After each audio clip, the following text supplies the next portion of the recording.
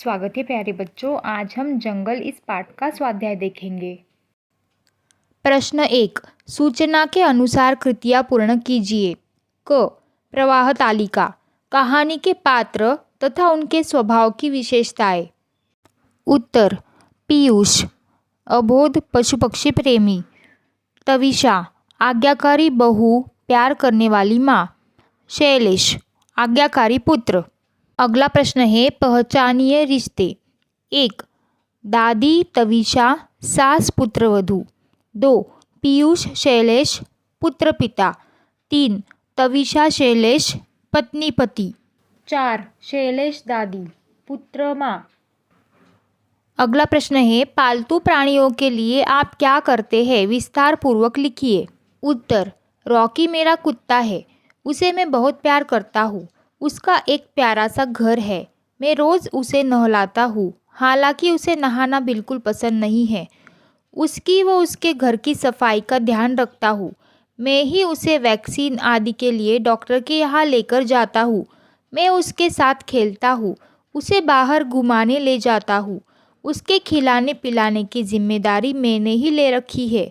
Rocky हर समय मेरे साथ रहना पसंद करता है। जिस मित्र या रिश्तेदार के यहाँ रॉकी का आना पसंद नहीं किया जाता, मैं भी वहाँ नहीं जाना चाहता। प्रश्न 2, पत्र लेखन। गर्मी की छुट्टियों में महानगर पालिका, नगर परिषद या ग्राम पंचायतों द्वारा पक्षियों के लिए बनाए घोंसले तथा चुग्गा दाना पानी की व्यवस्था किए जाने के कारण संबंधित विभाग की प्रशंसा करते हुए पत्र लिखिए। उत्तर, सेवा में अध्यक्ष महानगर पालिका नासिक महाराष्ट्र महोदय। विषय, पक्षियों के लिए घोंसले तथा चुग्गा दाना पानी की व्यवस्था किए जाने पर अभिनंदन हेतु पत्र। आपको यह पत्र मैं एक विशेष उद्देश्य से लिख रही हूँ। मैं कक्षा 9वीं की छात्रा हूँ। प्रातः भ्रमण मेरा शौक है। गर्मी की छुट्टियों में मैं सूर्य उगने से बहुत पहले घूमने के लिए निकल जाती हूँ। इस बार मैंने अनुभव किया कि सड़क के दोनों ओर स्थित वृक्षों पर पक्षियों की चहचहट बहुत अधिक है। पक्षियों के ये विभिन्न स्वर कानों को मधुर संगीत जैसे लगते हैं। जब मैंने ध्यानपूर्वक इसका कारण जानने की कोशिश की तो देखा कि आपके विभाग द्वारा बहुत से घोंसले वितरित किए गए हैं ताकि पक्षी उनमें अपना संसार बसा सके। साथ ही अनेक स्थानों पर मैंने पानी से भरे कुंडे भी देखे। पार्कों में चौराहों पर पक्षियों के लिए अनाज बिखरा हुआ देखा। वास्तव में आपके विभाग द्वारा पक्षियों के संवर्धन के लिए किए गए ये कार्य सराहनीय है, अभिनंदनीय है। भवदीया। प्रश्न 3, कहानी लेखन। दिए गए शब्दों की सहायता से कहानी लेखन कीजिए। उसे उचित शीर्षक देकर प्राप्त होने वाली सीख भी लीजिए। अकाल, तालाब, जन सहायता, परिणाम। जेठ की भयंकर गर्मी के बाद आषाढ़ के आने के साथ ही गांव के सभी लोग बारिश की प्रतीक्षा करने लगे। बारिश हो तो खेतों में बुआई की जाए, पर आषाढ़ सूखा ही निकल गया। आषाढ़ ही क्या, श्रावण, भादो, एक एक करके पूरी वर्षा ऋतु बीत गई, पर आसमान से एक भी बूंद नहीं गिरी। आसपास के पूरे क्षेत्र में अकाल पड़ गया।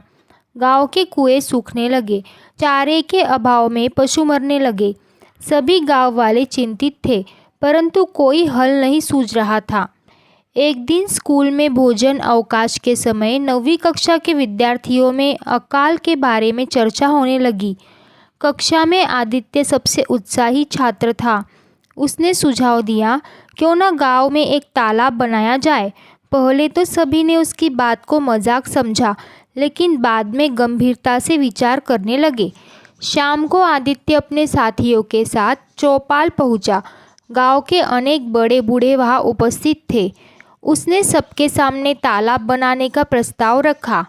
सभी आदित्य की बात सुनकर न केवल हैरान रह गए, बल्कि उसका मजाक उड़ाने लगे। आदित्य ने विनम्रतापूर्वक कहा कि हम 10 विद्यार्थियों के दल ने निश्चय किया है कि स्कूल से आकर तालाब खोदने का काम किया करेंगे। हमें केवल आपकी अनुमति चाहिए। सरपंच ने पंचों के साथ विचार विमर्श किया और उन्हें तालाब बनाने की अनुमति दे दी। शुरू में तो आदित्य का दल ही खुदाई में लगा, लेकिन धीरे धीरे अन्य कक्षाओं के छात्र छात्र भी इस काम में जुड़ गए। गांव वालों ने जब बच्चों का उत्साह और उनकी मेहनत के परिणाम को देखा तो वे भी स्वयं को इस मुहिम में जुड़ने से नहीं रोक सके। इस जन सहायता का सुखद परिणाम जल्दी ही सामने आया। एक अच्छा बड़ा तालाब बनकर तैयार हो गया। कोई सोच भी नहीं सकता था कि जिन्हें बच्चा समझा जाता था वे इतना बड़ा काम कर जाएंगे। सच ही कहा गया है, जहाँ चाह वहाँ राह। तालाब को देखने पूरा गांव उमड़ पड़ा। छोटे बच्चे उछलने कूदने लगे, स्त्रियां गीत गाने लगी। अचानक आकाश में बादलों की गड़गड़ाहट के साथ बिजली चमकने लगी और वर्षा की बूंदों ने लोगों के तन और मन को भिगो दिया। इस बेमौसम बरसात ने सभी को चमत्कृत कर दिया। गांव वालों को ऐसा लगा मानो उनके परिश्रम से प्रभावित होकर इंद्रदेव ने उन्हें पुरस्कार दिया हो।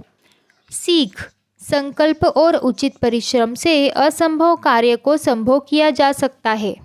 तो बच्चों, इस पाठ का स्वाध्याय यही समाप्त होता है। यह वीडियो देखने के लिए सभी का बहुत बहुत धन्यवाद। अगर यह वीडियो आपको हेल्पफुल लगी तो इस चैनल को ज़रूर सब्सक्राइब करें और नई वीडियोस की नोटिफिकेशन पाने के लिए साथ में जो बेल आइकॉन दिया है उसे प्रेस करना ना भूलें।